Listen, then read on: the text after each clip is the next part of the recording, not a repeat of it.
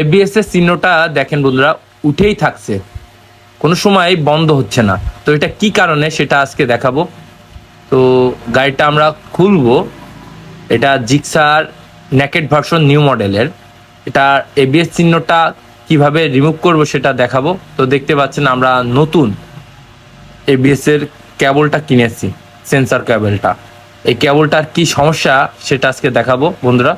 তো দেখতে পাচ্ছেন আমরা খুলছি কেবলটা, তো দেখেন কি অবস্থা।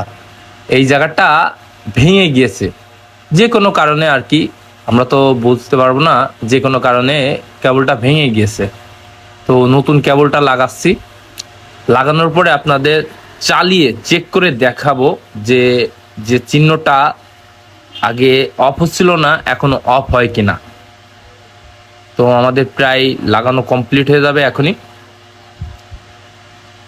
এবিএস এর যে জয়েন্টটা দিলেই আমরা চাইলে চেক করব যে হচ্ছে কিনা।